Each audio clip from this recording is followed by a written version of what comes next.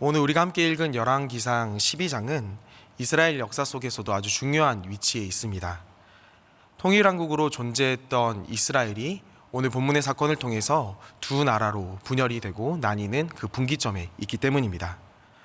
우리는 익히 솔로몬의 아들 르호보암이 왕위를 계승하고 지혜롭지 못한 결정을 통해서 나라가 분리되었다고 들어왔습니다. 그러나 이 르호보암의 선택이 아주 중요하지만 앞선 본문들과 그리고 설교들 함께 들어왔다면 나라가 쪼개진 근본적인 이유가 있다는 것을 우리가 알 수 있습니다. 어느 날 선지자 아이야가 여로보암이라는 사람을 만나서 하나님께서 이 이스라엘을 두 나라로 찢으실 것과 그리고 여로보암이 어떻게 하나님 말씀을 받아 이스라엘의 지도자가 될 것임을 전합니다. 열왕기상 11장 33절의 말씀입니다. 함께 읽겠습니다. 시작. 이는 그들이 나를 버리고 시돈 사람의 여신 아스타롯과 모압의 신 그모스와 암몬 자손의 신 밀곰을 경배하며 그의 아버지 다윗이 행함 같지 아니하여 내 길로 행하지 아니하며 나 보기에 정직한 일과 내 법도와 내 율례를 행하지 아니함이니라. 하나님께서 이스라엘을 두 나라로 찢고 분리하신 이유는 먼저 선왕이었던 솔로몬이 하나님을 버리고 하나님의 나라를 우상들이 편만한 나라로 만들었기 때문입니다. 솔로몬의 후궁과 첩의 숫자를 생각할 때 솔로몬의 죄악은 단기간에 일어났던 것이 아니라 오랜 기간 지속되었다는 것을 알 수 있습니다. 이러한 흐름 속에서 왕위를 계승하게 된 르호보암은 두 번의 선택을 하는 자리에 서게 됩니다. 그렇다면 어떤 선택이 하나님의 나라 이스라엘로 남을 수 있는 방법인지 우리는 배경이 되는 세겜을 통해서 우리 이 새벽 말씀을 함께 살펴보도록 하겠습니다. 첫 번째는 여로보암과 북쪽 지파가 르호보암에게 준 선택지를 확인해 보도록 하겠습니다. 다윗의 왕위가 계승될 때와 달리 르호보암에게는 뚜렷한 적수 또는 경쟁자가 없던 것으로 보입니다. 르호보암은 예루살렘에서 자동적으로 혹은 손쉽게 이 왕위를 그리고 권력을 갖게 됩니다. 하지만 북쪽 지파에 대한 통치권은 자연스럽게 얻을 수 없어서 역사적 그리고 종교적 요지인 세겜으로 이동하게 됩니다. 1절 말씀을 함께 읽겠습니다. 시작. 르호보암이 세겜으로 갔으니 이는 온 이스라엘이 그를 왕으로 삼고자 하여 세겜에 이르렀음이더라. 아멘. 예로부터 이 세겜은 이스라엘에게 아주 중요한 장소였습니다. 먼저 아브라함이 갈대아 우르를 떠나서 처음 제단을 쌓은 곳이 바로 이 세겜이라는 곳입니다. 그뿐 아니라 출애굽 이후 가나안 땅에 들어왔을 때 모세의 명령에 따라서 이 세겜을 중심으로 그리심산과 에발산에 축복과 저주를 선언합니다. 그리고 여호수아의 주도 아래 하나님의 언약을 갱신하는 장소도 바로 이 세겜이라는 장소입니다. 여호수아는 죽기 전 장로들을 포함한 모든 백성을 세겜에 불러서 하나님에 대한 충성의 서약을 받아냅니다. 그리고 백성들은 이 세겜에서 수차례 하나님만 섬기겠다 결단하고 선언합니다. 그 말씀이 여호수아서 24장 24절과 25절에 나오는데요. 화면을 통해서 함께 읽겠습니다. 시작. 백성이 여호수아에게 말하되 우리 하나님 여호와를 우리가 섬기고 그의 목소리를 우리가 청종하리이다 하는지라.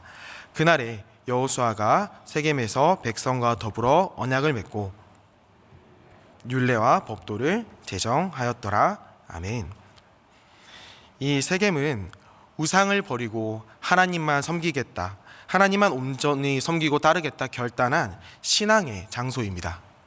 또한 제도적 왕은 이스라엘 앞으로 존재하게 될지라도 이스라엘의 영원한 왕은 하나님밖에 없음을 인정하는 언약의 현장입니다.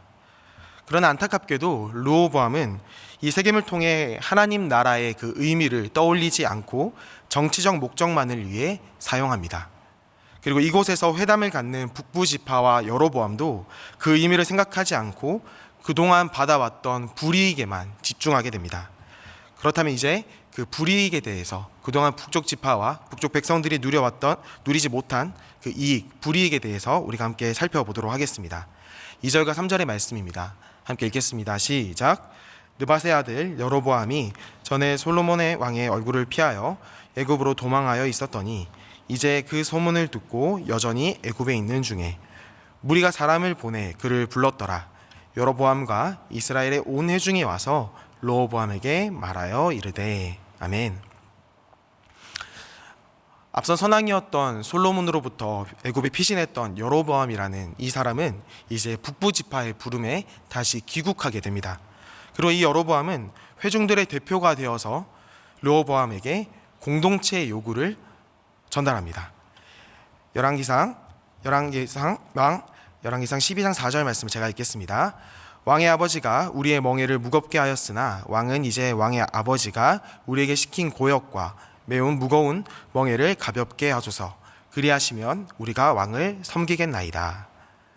북부 지파는 건축 이전부터 예루살렘과 유다 중심의 통치 체제 속에서 소외되었습니다. 그뿐 아니라 정치적, 재정적 불이익을 계속해서 감당하고 있었습니다. 그리고 르호보암에게 요구한 내용과 같이 백성들은 그동안 남쪽에서 진행되었던 공사에도 강제 동원되었습니다. 5장 13절과 9장 15절 말씀을 함께 보시면 그 공사의 내용이 나오고 있는데요. 이에 솔로몬 왕이 온 이스라엘 가운데서 역군을 불러 일으키니 그 역군의 수가 3만 명이라. 솔로몬 왕이 역군을 일으킨 까닭은 이러하니 여호와의 성전과 자기 왕궁과 밀로와 예루살렘 성과 하솔과 무깃도와 게셀을 건축하려 하였음이라. 여기서 나오는 역군은 강제 노역군을 뜻합니다. 과거 이 공사의 감독을 맡았던 여로보암은 이 사정을 누구보다 상세히 알고 있었습니다. 북부 지파의 요구의 쟁점은 세금의 인하와 노동의 중단입니다.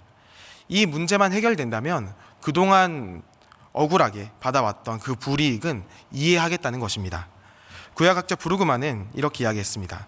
그럼에도 불구하고 북부 지파가 다윗 왕조에 대한 충성을 계속할 준비가 되어 있다. 북부 지파의 요구는 현실적이며 또 단순하며 굉장히 합리적입니다. 르호보암은 요구를 들어주고 북부의 충성을 얻든지 또는 요구를 들어주지 않고 두 나라가 분리될지 이 선택지 앞에 서 있습니다. 이에 르호보암은 백성들에게 3일의 시간을 요구합니다. 왜 백성들의 요구를 즉시 받아들이지 않고 또는 거절하지 않고 이 시간을 요청했을까요? 이어 원로 신하들과 젊은 신하들과의 두 차례의 대담을 가진 것으로 볼 때 합리적이며 단순해 보이는 이 요청이 르호보암에게 있어서는 가볍게 결정할 수 있는 사안이 아니라는 것을 우리가 추측해 볼 수 있습니다. 우리가 살아가는 시대에도 한 기업의 총수가 바뀔 때 세간의 이목을 끌고 후계자는 많은 부담을 가지게 됩니다. 고대 가나안을 제패했던 다윗과 솔로몬의 후계자는 안팎으로 주목을 받았을 것입니다. 르호보암은 아버지 솔로몬보다 더 큰 업적을 이루어내야 하는 과업을 가졌고 이를 위해 우선적으로 세겜으로 이동했던 것입니다. 그런데 애굽으로 망명했던 여로보암이 북부 백성들의 대변자로 있었고 뿐만 아니라 예산과 노동력을 대폭 감소해달라는 이 요구는 새로운 왕권의 시작에 큰 걸림돌이 될 수밖에 없었습니다. 현실적이며 합리적인 요구이지만 과업을 가진 새로운 왕에게는 정치적으로 쉬운 요구가 아님은 틀림이 없습니다. 이제 두 번째, 원로 신하와 젊은 신하들이 르호보암에게 준 선택지를 함께 살펴보도록 하겠습니다. 3일의 시간 동안 르호보암은 두 집단을 찾아 의견을 구합니다. 원로들은 먼저 한 가지 선택지만을 르호보암에게 제시합니다. 7절 말씀입니다. 함께 읽겠습니다. 시작. 대답하여 이르되 좋은 말로 대답하여 이르시면 그들이 영원히 왕의 종이 되리이다 하나. 원로들은 왕이 백성을 섬기는 위치에 서서 그들에게 좋게 이야기한다면 북배 백성들이 그의 영원한 종이 될 것이라고 조언합니다. 이 내용은 이스라엘의 왕도를 가르친 신명기 17장을 요약한 것으로 보입니다. 17장 20절 말씀인데요. 제가 읽도록 하겠습니다. 그리하면 그의 마음이 그의 형제 위에 교만하지 아니하고 이 명령에서 떠나 좌로나 우로나 치우치지 아니하리니 이스라엘 중에서 그와 그의 자손이 왕위에 있는 날이 장구하리라. 아멘. 그러나 르호보암은 자신이 고민하고 있는 바를 시원하게 해주지 않았는지 이 원로들의 조언을 버리고 자신과 함께 자랐던 어린 신하들을 찾습니다. 여기서 어리다는 표현은 물리적인 나이를 뜻하는 것은 아닙니다. 르호보암이 41세에 즉위했기 때문에 그와 함께 자란 신하들의 나이는 분명 어리지 않습니다. 성경에서 어리다는 표현은 미숙함과 어리석음을 조롱하는 표현으로 종종 사용하고 있습니다. 이 표현을 통해서 성경은 지금 이들의 조언을 지혜롭지 못한 어리석은 말로 평가하는 것을 우리는 간접적으로나마 확인할 수 있습니다. 10절 하반절부터 11절의 말씀을 한번 같이 읽어보도록 하겠습니다. 시작. 왕은 대답하기를 내 손가락이 내 아버지의 허리보다 굵으니 내 아버지께서 너희에게 무거운 멍에를 매게 하였으나 이제 나는 너희의 멍에를 더욱 무겁게 할지라. 내 아버지는 채찍으로 너희를 징계하였으나 나는 정갈 채찍으로 너희를 징계하리라 하소서. 아멘. 젊은 신하들의 간언은 세 가지로 요약할 수 있습니다. 첫 번째는 왕의 새끼손가락이 솔로몬의 허리보다 굵다입니다. 르호보암의 가장 약한 부분이라고 할지라도 선왕인 솔로몬의 강함을 능가한다는 뜻으로 이제 그가 솔로몬보다 더 능력자임을 이 땅에 드러내야 한다는 말입니다. 두 번째는 백성들의 세금과 부역의 멍에를 가볍게 해달라는 요청이 있으면 있을수록 그것을 더 무겁게 하라고 조언합니다. 이것은 왕권의 강화를 뜻합니다. 그리고 세 번째, 솔로몬의 채찍보다 더 강력한 정갈 채찍으로 백성들을 징계하라고 말합니다. 정갈 채찍은 이 정갈의 독침을 가진 정갈 또는 쇠붙이, 못을 박은 채찍을 가리키는데 문맥상 무력 정치를 뜻합니다. 이들의 세 가지 간언은 앞서 르호보암이 새로운 왕이 돼서 고민했던 모든 해답을 제시하고 있습니다. 르호보암은 결국 젊은 신하의 선택지를 채택합니다. 그리고 백성들에게 공포합니다. 리차드 넬슨은 이 장면을 다음과 같이 설명하고 있습니다. 르호보암은 지혜보다 슬로건을, 섬김보다 남자다움, 마초적 문화를 택했다. 다시요. 르호보암은 지혜보다 슬로건을, 섬김보다 남자다움, 마초적 문화를 택했다. 그 결과 이스라엘은 남유다와 북이스라엘로 나뉘게 됩니다. 그래서 12장 1절부터 11절 말씀만 읽을 경우 이 왕국 분열의 이유를 합리적 요청에 대한 르호보암의 미련한 선택으로 결론을 내게 됩니다. 하지만 르호보암과 여로보암 뿐만 아니라 신하들까지도 모두 중요한 사실을 놓치고 있습니다. 설교의 초두 이야기한 것처럼 노역을 포함한 모든 문제들은 하나님을 버렸기 때문에 생긴 결과, 일종의 통증과 같습니다. 우리가 아플 때 진통제를 먹는 것이 치료의 방법이 아니듯이 노역의 문제를 해결하는 것이 이 이스라엘 가운데 일어나고 있는 문제의 직접적인 해결 방법이 아닙니다. 그렇다면 이스라엘이 하나님의 나라로 남기 위해서는 어떻게 해야 할까요? 원로들의 조언의 기초가 되는 이스라엘 왕의 왕도 신명기 17장을 다시 한번 살펴보겠습니다. 신명기 17장 18절과 19절 말씀을 우리가 함께 읽도록 하겠습니다. 시작. 그가 왕위에 오르거든 이 율법서의 등사본을 레위 사람 제사장 앞에서 책에 기록하여 평생에 자기 옆에 두고 읽어 모든 말과 이 규례를 지켜 행할 것이라. 아멘. 왕위에 올라서 가장 먼저 해야 할 것은 정치적 입지를 다지기 위해 세겜으로 가는 것이 아니라 하나님의 말씀을 옆에 두고 평생에 읽으며 하나님을 경외하는 것을 배우는 것, 그뿐 아니라 그 말씀대로 살아가는 것입니다. 왕으로부터 시작하여 모든 백성이 그 무엇보다 우선적으로 선택해야 할 것이 바로 이것입니다.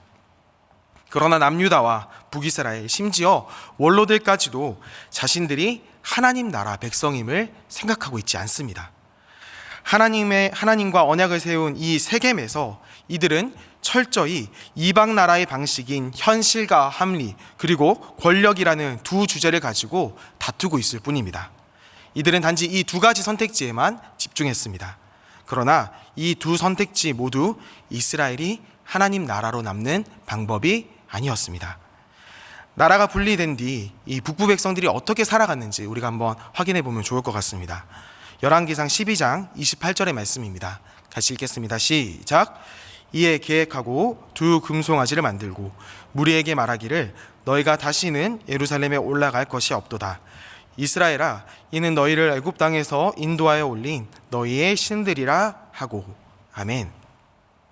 남유다와 결별한 이 북부 지파 그리고 북부 백성들은 이제 노역과 세금의 문제로부터 비교적 자유해졌습니다. 그러나 이 자유해진 북이스라엘의 첫 행보는 예루살렘 성전을 대체할 우상을 만들고 섬기는 것이었습니다. 하나님의 말씀과 언약을 배제한 북이스라엘은 당연하게도 솔로몬의 죄악을 따라갈 뿐입니다. 이제 마지막으로 세상 속 그리스도인으로 살아가는 우리는 어떻게 선택을 해야 할지 함께 살펴보고 말씀을 맺도록 하겠습니다. 남유다와 북이스라엘, 그리고 르호보암과 여로보암, 그리고 신하들은 가나안 속 이스라엘의 삶을 살아가야 했습니다. 그러나 그들은 가나안 속 이스라엘 삶을 살지 못하고 가나안화되었고 이스라엘의 정체성을 잃어버리고 말았습니다. 이들의 선택지에는 현실과 합리, 권력만 있을 뿐 그 누구도 하나님 나라 백성의 정체성인 그 말씀이 존재하지 않았습니다. 시대만 바뀌었을 뿐 우리가 세상 속 그리스도인으로 살아가는 것과 동일합니다. 우리는 르호보암 같이 수없이 선택의 자리에 서게 됩니다. 이때마다 바른 기준을 가지는 것은 쉽지 않습니다. 누군가는 재정, 그리고 가정, 안정, 자존심 또는 명예, 이러한 것들을 기준으로 삼습니다. 그렇다면 우리 그리스도인들은, 성도는 무엇을 기준으로 삼고 선택해야 할까요? 여로보암과 원로들, 그리고 세상은 우리에게 절대 주지 않는, 그러나 말씀이 우리에게 가르치는 유일하고도 우선적인 선택지, 하나님을 섬기고 따르는 삶을 우리는 선택해야 합니다. 우리가 그동안 선택 앞에 갈등했던 이유가 현실적이고 합리적인 이유 때문인지 아니면 하나님의 백성으로 살아가기 위함인지 이 새벽 우리가 말씀 앞에 점검하기를 바랍니다.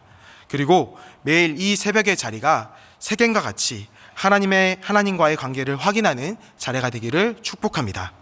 이제 말씀을 정리합니다. 세겜의 언약과 그리고 오늘의 말씀을 통해서 두 가지 결론을 내릴 수 있을 것 같습니다.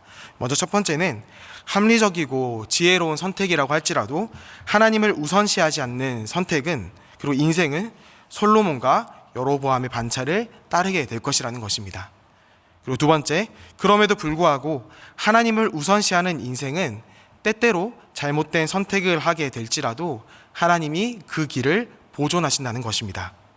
로마서 8장의 말씀같이 우리는 알고 있습니다.